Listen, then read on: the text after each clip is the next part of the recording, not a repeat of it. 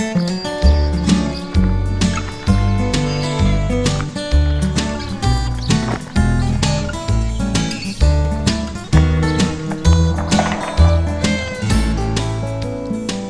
The Everlasting Meal, Tamar Adler says, "The amount of food you have left from a meal is always the perfect amount for something." What you'll find as you go along is that it's very helpful to have a pantry that's stocked with some of the grains and legumes that can give a foundation to your bits and pieces. Make it a habit to cook up a pot of, say, beans or barley once a week. Keep them on hand in the fridge. Plan on making some sort of foundation item that you'll be able to use with numerous meals. Even a pot of rice in the fridge can be the quick start to a good meal. You can make your meal elements cascade through the week, taking full advantage of what you have at hand. Food is precious. So welcome back. If you can believe it, it's already week 7. Here we are well into July. Kelsey's picked an array of vegetables coming out of the field. Some are going to look familiar. Some might not look familiar. This is called broccoli rabe or rapini. It's a Mediterranean vegetable. Looks a lot like broccoli. It's a little more bitter, but it's wonderful. The whole thing is usable. Just take the bottom portion of the stem off. I think a little olive oil, some garlic, and a very quick saute is probably the best way to enjoy it. So we've also got celery coming out of the field. I'm not sure we're going to have a year quite as prolific as in years past just because it was so wet. But you're going to say, well, where's the stem if you're used to grocery store celery? This is a chance for me to say, this is really what celery looks like. There is some stem and it's really tasty, as folks who are familiar with it will tell you. But your great-great-grandmother grew celery primarily for the leaf, and that's where all the flavors are, tons of nutrition. If you're making sauces and soups in the wintertime, you're not going to want to go to the grocery store and find one of those limp little rags you see. If you will take this and process it according to the directions we have on the website, you can make frozen little ice cubes of either celery or even Italian parsley if you've got some growing in your garden. So what we do is we just chop off the top portion. You can use this for salads and cooking through the week. And this gets processed in a food processor with just a tiny bit of olive oil, not water, just a tiny bit of olive oil, and then we smear it in an ice cube tray and freeze them. Don't forget to label your bags of green cubes though, otherwise you'll wonder what they are in January. But then when it comes to making soups and sauces, you're all set.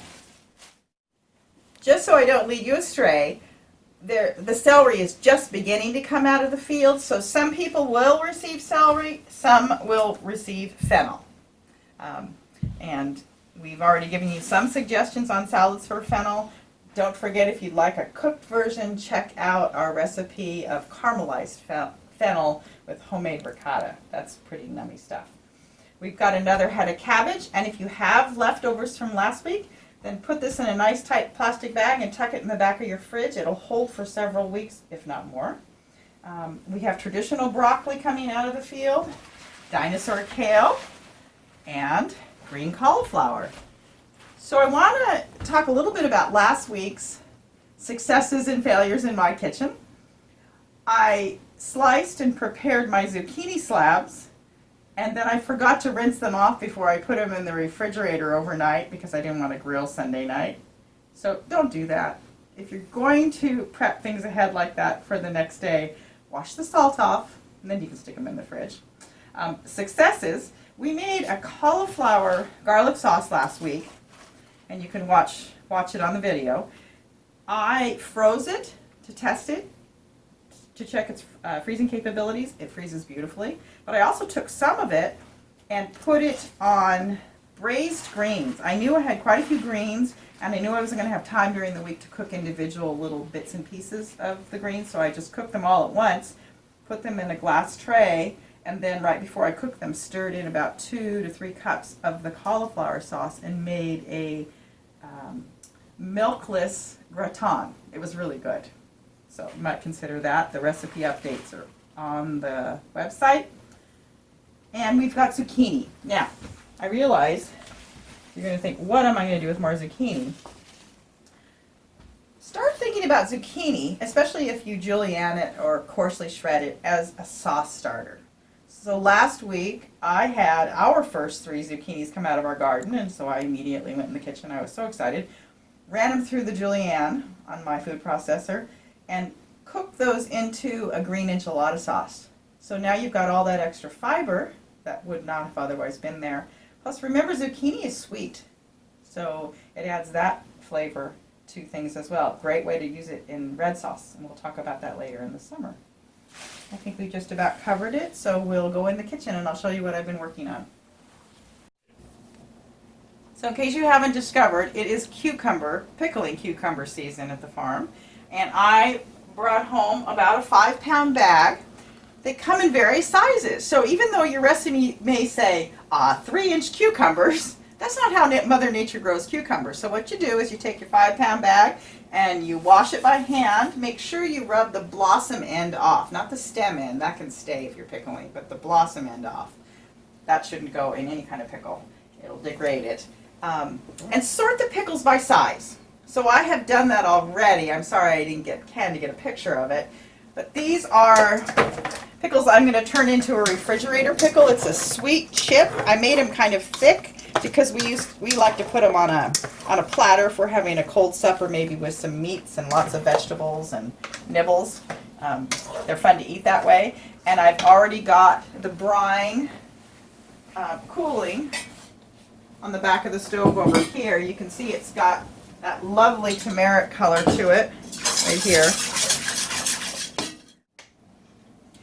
So the salt in the recipe happens during this brining process or salting process, and they've been here for about an hour, maybe 45 minutes. Can you see all the liquid in there sloshing around? And we will rinse these off before we pack them in the half-gallon jar and cover it with the cooled brine. And then that can go in the refrigerator. Those don't keep indefinitely, but they're great for summer snacking. I also started a ferment pickle on the counter over here. I won't really put the air gap on it until later. I'll just put a cotton cloth over it so it can pick up, hopefully, good bacteria in the Irish kitchen. That should jump in about 2 to 3 days, and you'll see some bubble activity, and then I know that ferment has started. I usually cheat with some whey to get it going, especially this time. Summer pickles don't last as long. They're a quicker ferment, so we'll talk about long-term ferments in the fall. This is the type of air gap I use. It's got, I don't know, cheap vodka or something nasty in there, but it gives a safe passage for the water. Once this thing starts percolating, it can burp, but it can't suck any bacteria that I don't want in there back in. So, but a couple, 3 days, stays on the counter, then it goes in the fridge and gets it covered, and then we give it another week or so, and then we'll have sour pickles. Another size pickle that we had were ones that are, these are pickling cukes. They were bigger, so the skin's kind of all stretched out, but they're not yellow. They're still that lovely green. Peel them, and then I've shown you this tool before, my grapefruit spoon. I scrape the seeds out, and then you end up, I haven't finished making this salad yet, but you end up with pieces that look like half moons, and that's just a seasoned vinegar that I like to use in our kitchen, and that's all it is to it. If I had Italian parsley, I might put some in there, or basil. My basil plants are too small yet. Another thing you can do with this size zucchini once you've got it peeled and pithed, is I ran some of it through a shredder, and I'm just going to squeeze out the liquid like this, and I'm just going to make traditional tzatziki for our dinner tonight. And I just fold those into yogurt that already has some mashed up garlic in it. We've shown this to you before. I think we showed it to you early in the season with lots of different vegetables, but this is more the traditional tzatziki. So we'll put that over there. And I'll show you what I do with these pickles, or cucumbers. I just cut them in half like that and work my way down like so. And then they go in here. Now the reason I like to take the seeds out and peel them, one, that skin has gotten tougher than anything I want to encounter. And the seeds start to get a little bit larger. But if you make a salad like this out of those bigger cucumbers, as you're triaging your array of cucumbers, this will hold for a couple, 3 days, and you won't end up with those slimy centers. Now, when it comes high pickles or cucumber season, then I'll make big platters in the evening, and we'll just eat the whole thing. And that's when I slice them and just give them a little bit of really good olive oil and a teeny bit of vinegar. But if you want to keep and have something to eat throughout the early part of the week, that's how I prep a salad for cucumbers.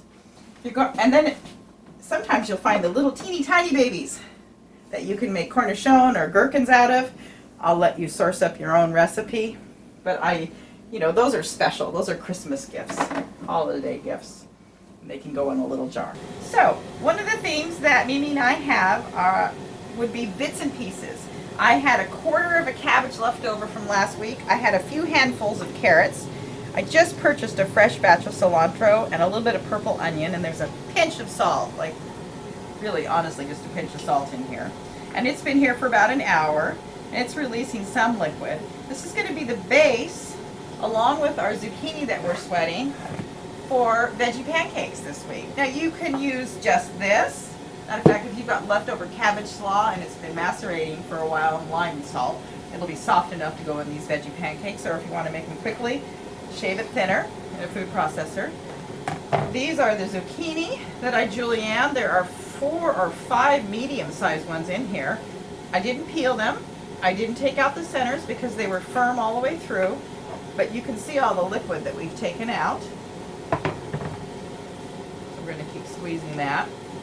And I will throw it all together here in a few minutes when the griddle is heated up, and we'll show you one of our favorite summertime dinners. And this is a fun thing. If you have a burner out in your patio area, the kids can help with some of the vegetable prep. They can shred the zucchini for you. And then go outside and cook the pancakes alongside as you're having good conversation with your kids and your family and friends, and you can do it outside. So we finished sweating the zucchini. It's now in the bowl, and I took it in my hands and squeezed any remaining liquid out of it. So look how much we got out of that. That's probably 4 or 5 medium-sized zucchini that had all been julienned. So that's going to go over here. Except I want the spatula. And we'll stir this together. And then 6 to 8 eggs.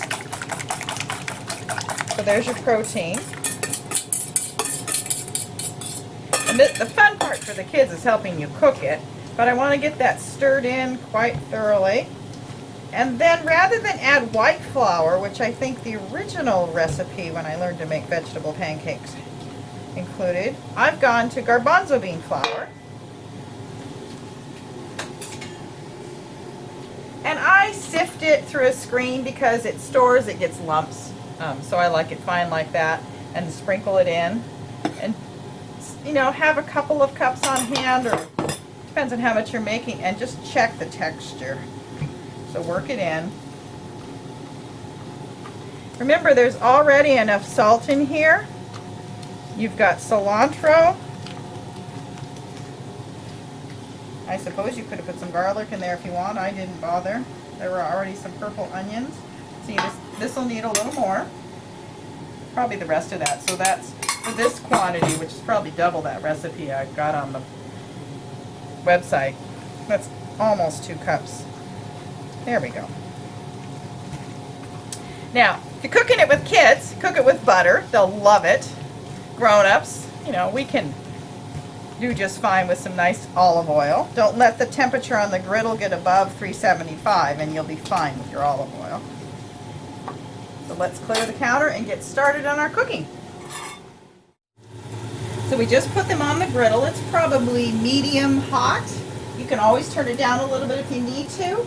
I usually like to cook them about 4 minutes on one side and turn them over. We'll see how hot that griddle is before I do that. But you start to see the pancake set up around the edge. This is a savory pancake, so you'll see that. So we'll come back in a few minutes and I'll show you when it's time to turn them. That's 4 minutes. Let's see what they look like. That looks good. That looks good. Let's see how it is over here. Perfect. So we'll give them another 3 minutes and see. You want to make sure you cook the garbanzo bean flour. That's a little more substantial than just good old white flour. Now the nice thing about garbanzo bean flour is you're getting all that protein as well as the fiber. So this this is a stout, nutritious, tasty dinner or lunch or whatever you want it to be. It's just fun picnic food. And we'll serve it tonight with traditional tzatziki and maybe a cucumber salad on the side. You can change it up. Lots of cultures have this version. There's a Japanese one that I was served by family members this winter that was lovely, and if I'm not mistaken, it had some soy sauce in it and a slightly different array of vegetables. It's so good. So there are veggie pancakes. And the fun thing about making them outside in the patio area is you can just keep bringing them to the table. The kids can serve you. And serve them with a fresh tzatziki. You could try a ginger sauce if you want something a little more robust. And I'll bet you anything, kids have eaten them with ketchup before. Well, it's Monday morning in the Irish kitchen, and I wanted to leave you with hopefully a bit of inspiration and a few more instructions. So you have hard neck and soft neck garlic in your boxes. Don't put these in the refrigerator. Try not to get them wet. Let them dry. I leave them on my counter like this and then use them throughout the week. And if you're going to be pickling this week, know that it's perfectly fine to use fresh garlic, but it will turn purple in the jar. I think it's cool. There's nothing wrong with it. It's just the active chemicals in the garlic reacting to the pickling brine, and it's perfectly normal and safe. So that's what I have to say about garlic. One thing I did forget to mention, when you're fermenting, put it on a tray, and I use a counterweight. There are all kinds of fancy tools people have. I just use a jar like this until it kicks off, and I keep it covered like that. That way, as it begins to percolate and spill over, it doesn't end up all over your counter. And then tomorrow, once I see that it's starting to smell a little bit sour, kind of pickly, then I'll pop the air gap on top of it and put it in a cold refrigerator and let it sit for about a week, and then we'll taste them. Speaking of delayed gratification, these are the refrigerator pickles we made yesterday. These are big, thick slices. It's a sweet turmeric sugary vinegar solution. You'll see the recipe up. They're not ready to eat. If you taste them now, they're going to taste too salty. So again, delayed gratification, try them in a week, and I think they will have reached an equilibrium between the brine they're in that's sweet and the salt that you sweat them in yesterday. So I put these in the fridge last night. What else have we got? So a salad that I came up with for the week. I try to have some big thug of vegetable-y salad for the summer. This is the green cauliflower. It was blanched for just a minute.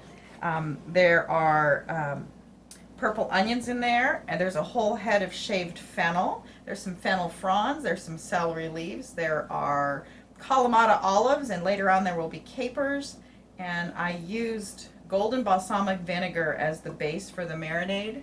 Check out the recipe. If you have other sweet vinegars, that's fine, but you need the comparison and the contrast of the sweet vinegar against the salty things you're adding to it. And I think if you have leftovers of this, I think what I'll do is probably make some pasta, fold it together, add some Parmesan cheese, and we have yet another meal. So this one will keep giving throughout the week. We pretty much finished off our tzatziki last night. These are the veggie pancakes, but what I wanted to let you know is that large bowl made 16 large veggie pancakes. We just keep them in the fridge in a Ziploc bag throughout the week, and they can be lunches, quick food on the run. We heat them in a frying pan on very gentle heat, maybe a little olive oil on the bottom, or butter if you're a butter person, and a lid over them so that it's steaming a little bit as well as heating on the bottom, and they reheat beautifully. This is the cucumber salad one. I got the celery leaves out this morning. Looks like Ken ate most of it last night. This just had vinegar on it, a sweet vinegar. I added a little celery leaf too, so we'll have that at lunch today. This odd looking container, I've cannibalized my ice cube tray for the day. Don't forget what you've put in there, because green stuff, my green potions all look the same and they don't taste the same. Those are those lovely celery leaves I showed you yesterday. I washed them, spun them dry, put them in the food processor, and after they had created quite a fine mince, then I added about a quarter cup of olive oil and just pulsed it in. Don't run the olive oil for a long period of time, you'll wreck it.